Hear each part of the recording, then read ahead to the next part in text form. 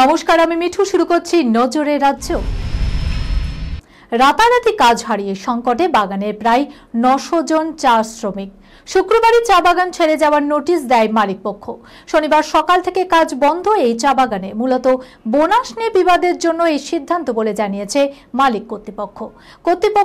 8.33% হারে পুজোর বোনাস দিতে চেয়েছিলেন। 20% হারে বোনাস দেওয়ার দাবি তুলে থাকেন শ্রমিকরা।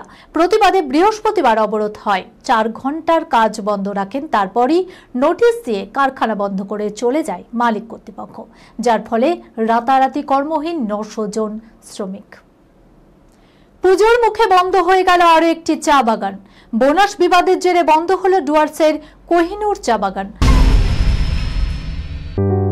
সুনির্ণয় imaging centre private limited advance প্যাথোলজিতে thalassemia screening, large size biopsy setup সহ সমস্ত পরীক্ষা, echocardiography, fetal echocardiography, CT scan, CT guided FNAC, 4D USG, USG guided FNAC, endoscopy, colonoscopy, uroflowmetry, spirometry, colour Doppler, digital X ray, তাছাড়াও সমস্ত বিশেষজ্ঞ চিকিৎসকদের পরিষেবা একই ছাদের তলায় নিয়ে হাজির সুনির্ণয়।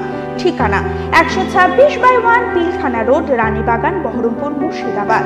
বিশদে জানতে যোগাযোগ করুন 8373049252 7547900377। পুজোর স্পেশাল টয় ট্রেন চালু করে মুখ থুবড়ে পড়ল দার্জিলিং হিমালয়ান রেলওয়ে। শুক্রবার দুপুরে মাত্র 2 জন পর্যটক নিয়ে ছুটল special joy ride toy train. তাতেই মাথায় হাত পড়েছে রেলের, কারণ এইভাবে ট্রেন চালালে বিরাট ক্ষতির মুখে পড়তে হবে রেলকে। তাই বেশ চিন্তায় পড়ে গেছে ডিএইচআর। রাত পোহালেই মহালয়া, দেবীপক্ষের সূচনা, কিন্তু আকাশের মুখ ভার। শনিবার সকাল থেকে মেঘলা আকাশ, শুরু হচ্ছে বৃষ্টিও। এরই মধ্যে অশনি বার্তা আলিপুর হাওয়া অফিসের। পুজোর মুখেই ফের নিম্নচাপের ভ্রুকুটি দেখা যাবে। পুজোর মধ্যেই সেটি শক্তি বাড়াবে বলে পূর্বাভাস রয়েছে। দক্ষিণবঙ্গের জেলাগুলিতে বৃষ্টির পরিমাণ আরও বাড়বে বলেও জানাচ্ছে হাওয়া অফিস। তবে স্বস্তির খবর, রবিবার বৃষ্টি কিছুটা কমবে।